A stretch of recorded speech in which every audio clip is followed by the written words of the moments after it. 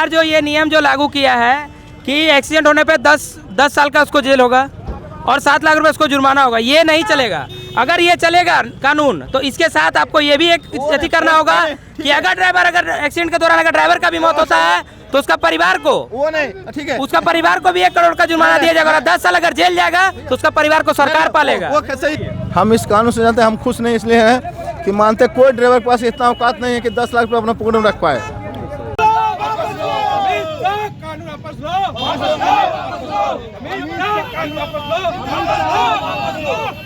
नाम दीपक शर्मा है, हम एक टैक्सी ड्राइवर हैं और हम टैक्सी नंबर लेकर सरकार को ऑलरेडी टैक्स देते हैं, सरकार से परमिशन लिए हैं और टैक्सी चलाते हैं अपना परिवार को पालन पोषण के लिए।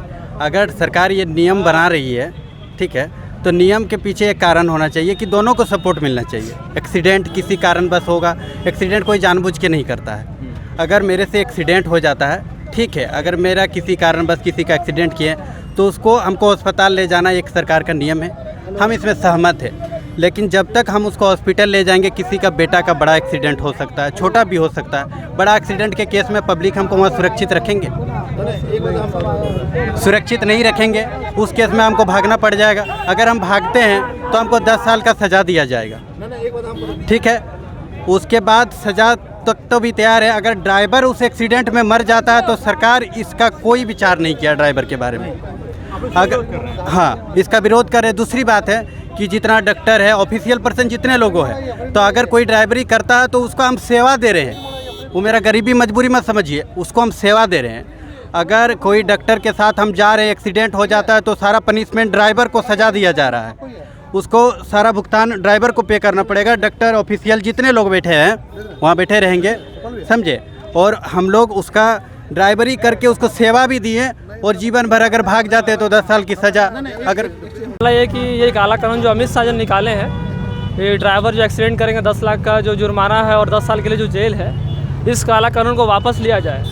अगर ड्राइवर संघ के पास अगर इतना पैसा अगर रहता तो ये गाड़ी ड्राइवरी लाइन नहीं करता आदमी, अपना कुछ बिजनेस कर लेता। 10 लाख अगर रहता, अगर ड्राइवर के पास अगर पैसा रहता तो ये काला कानून को वापस ले और जो गरीबों को जीने का मौका दे, ऐसा अन्याय ना करे।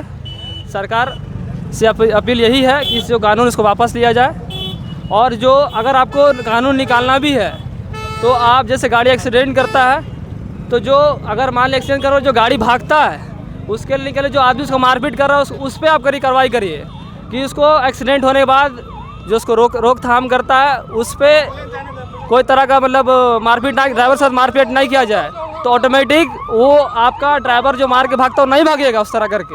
क्यों भागेगा भाई?